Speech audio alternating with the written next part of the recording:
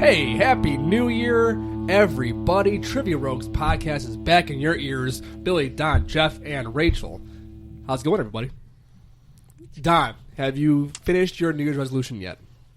Have you completed it? Yes. What was it? To not have a New Year's resolution. Attaboy. Excellent. Now you're getting into I spirit failed. things. Oh, that's right. Yeah. It sounds like one of those. Oh, it sounds like a paradox. I failed. That sounds like a paradox. But I like my resolution a lot. Okay. So it's okay. Check mark. It's not even the new year. I'm done. Way to be But ahead. but he has one. But I That haven't. means he failed. That he immediately broke. Yeah. I can't win. Wait a minute. So your New Year's resolution was not have one. So you went in. You failed immediately, Right. which means you then gave up, which means you didn't have one, which means you won. No. so you- just like everybody else, I had one and failed. But then by failing, you drop it. You no longer have one. Then you succeed. No. I think he means to make one. Oh, then yeah, you can't win. No, I can't win. Jeff. Anyway. Actually, in all reality, does anybody actually have any real resolutions this year? God, no. Jeff, anything you I'm want to going to resolve to have a really good time at Disney. There you go. I just want to I might. cut down on some Say hi to bills. Kylo for me. I feel bad. It's like, we asked Billy to go to Disney. He says, well, you know what? I'd rather have a new kid. Okay, well, whatever. That's a whole different ride that I don't want to be on anymore. Yeah, well, Yep. hooray for me. It's a She's small so world. cute, though. She's a baby. At least you don't have to sit through Small World. I don't mind His the whole life Small is Small World. Yeah. I don't mind the Small World ride. Once. Every time I go. Not multiple times. I mind it very much. It kills me because I've never been here, and every time you talk about it, I'm like, I wish I knew. I don't know. No, you don't. No, you don't. No, yes, you do. It's a No. classic ride. No, you don't. It is a classic ride. It's the worst. Would you watch like a movie that's so bad that it's funny? Sometimes. Well, he has, so.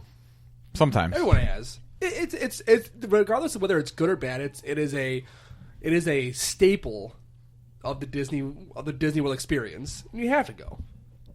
You have to. And as a parent, you'd particularly enjoy it. I want to go so bad, but I think we're just going to wait till Aubrey just gets a little bigger. Makes That's sense. a good idea, Yeah. too.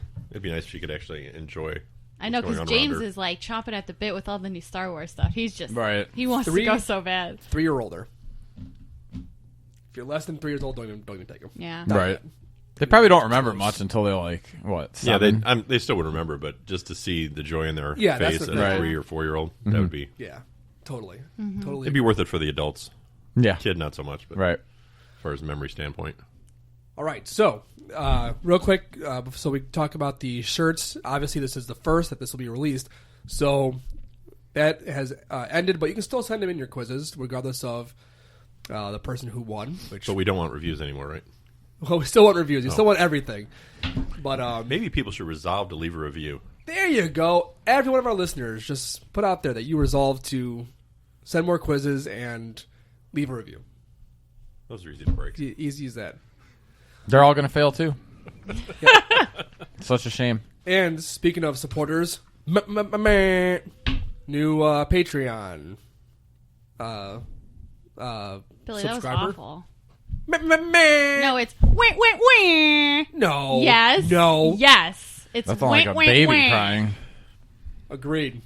Yours is terrible. No, it's not. It's not. They were both god-awful. They are bad. All right, but anyway, thank you to Cheyenne Fletcher Hey. for signing on. We really appreciate your support.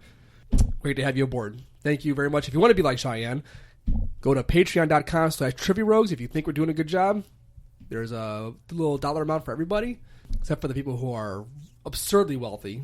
But then you can just put in how much you want to support us by. Right. That happens all the time.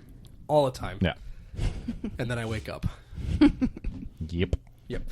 All right. So, without further ado, let's go ahead and jump into. Oh, by the way, one other thing I wanted to bring up, since it is the new year, and Jeff, I think you said you might be interested in doing the Chinese New Year eventually. Eventually. Yeah. So we got contacted by Darren Helton, who wanted to give us a quick correction. So, because we said that it depends on what year you're born for what you are in the Chinese zodiac, but the Chinese New Year starts later. So, in fact, if you are born sometime in January, you might actually be the previous year. Right. It goes to like January 20th or something like that. Yeah,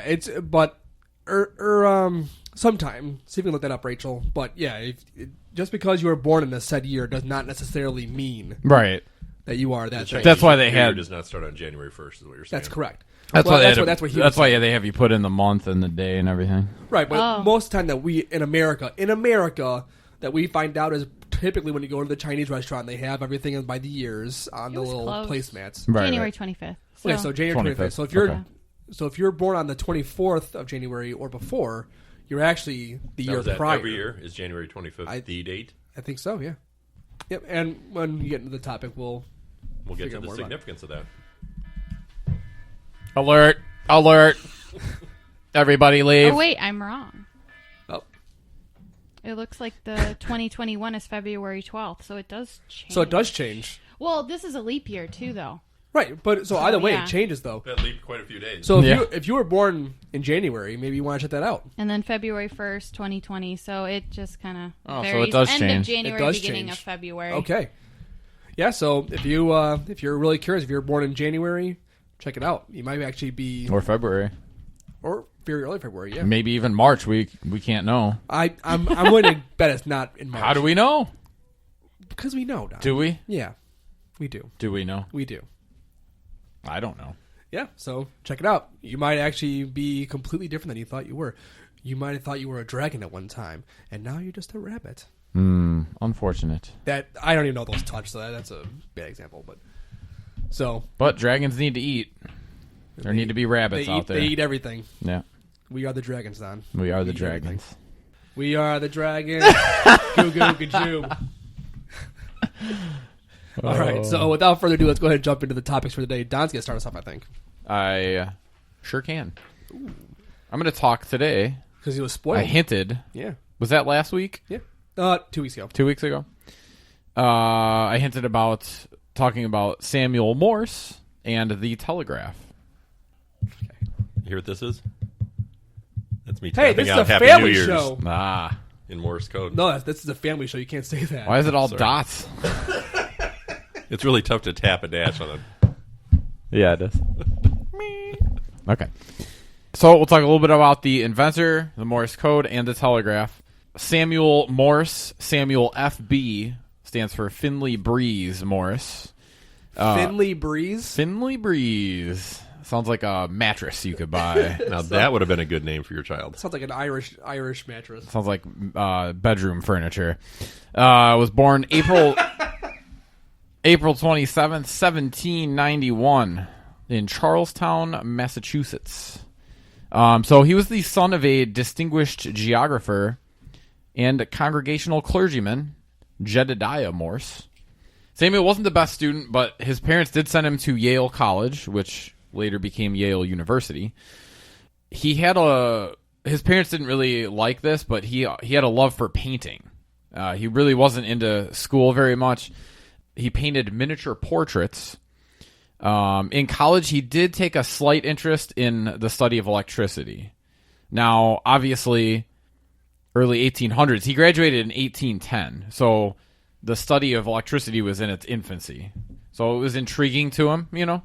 But surprisingly, his main interest after college and everything was still painting. Shortly after graduation in 1811, his parents helped him go to England in order to study under American painter Washington Allston. So, yeah, he really didn't want anything to do with anything but the arts. And Because painters got all the chicks. yeah. And no money, apparently. From Britannica, this little excerpt here, it says, during the War of 1812, between Great Britain and the United States, Morris reacted to the English contempt for Americans by becoming passionately pro-American. Did you say Morris? Morse. Okay. I think I said Morse. So basically, although he was very pro-American, he did take on like the style of painting overseas that he was learning. So he was using European. Wait, where was he from again? America. He's from. I thought he said. He traveled to Europe. So he he went overseas in 1811 to study under an American painter who was over there. Okay. There was much. That's where I there got was much messed up. less Okay. appreciation for art in the States, especially during that time. Than so Sure. painters would often travel to Europe. Okay, I got messed up in that. So he returned in 1815. So he was abroad for about 4 years, and Morse found that Americans did not appreciate his historical canvases. So he reluctantly took up portraiture again, because that's what he did when he was young, just to earn a living. And so he was a painter in New England, New York, and South Carolina. And after 1825, on settling in New York City, he painted some of the finest portraits ever done by an American artist. He combined technical competence and a bold rendering of his subject's character, according to the Britannica articles. This is so bizarre. If you would have started this segment as you are right now, without saying any names, you would never think you're going to be talking about.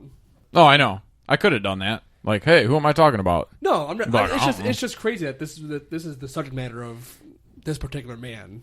Oh, yeah, he was a painter. This is crazy. So, I mean, this is... he moved to New York City in 1825, so he made a living doing that for, 10 years at this point now? He was often poor in his early years. His profession was a difficult one that often did not pay well.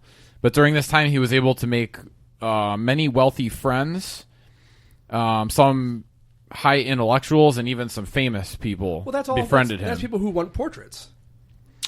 Yeah, it was a little bit that, and he was talked about as like a leader. Like he could really get people on his side. He had very staunch views on things, and people kind of gravitated towards him. Well, that's fair, but if you think about portraits, who's commissioning portraits? Yeah, wealthy, influential people. So among his friends was Marquis de Lafayette, the French hero of the American Revolution, and the American novelist James Fenimore Cooper, to name a couple. In 1825, Morse and two others founded the National Academy of Design, which was organized to increase American respect for painters. The school and museum is still open in New York today. He also helped launch a biweekly magazine called the New York Journal of Commerce in 1827, which also appears to still be running. So, kind of cool. He was, I know, like right when he got out of high school, or right when he got out of college, he did work for a newspaper for a while, doing editing. So he was a little into... That's the next step. I think of... When I think of that, I think... Like newspaper stuff, I think that leans more towards what it's become known for than say art would be, unless you're doing a lot of dots and dash on that easel. Yeah. So just really interesting. I mean, he had nothing to do. It was not until Morse was 41 years old that he got his idea for the long range telegraph. And the story is told on a trip home, returning from Europe by ship, where he was studying art again in 1832. He overheard a conversation. That conversation was about the newly discovered science behind electromagnetism. Now, the idea of an electric telegraph had already been conceived long ago. 1753, someone came up with the idea for telegraph. And telegraphs had been able to transmit short messages by 1754. So, I mean...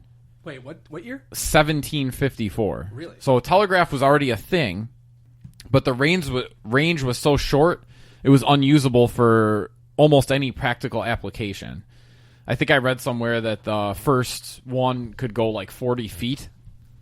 Like, just yell out what you want, dude. Like, it doesn't even make sense. So it's like you're doing like an order. And what at a exactly were they restaurant. transmitting then? I don't know. Restaurant I don't orders. know. What else are you doing at 40 feet?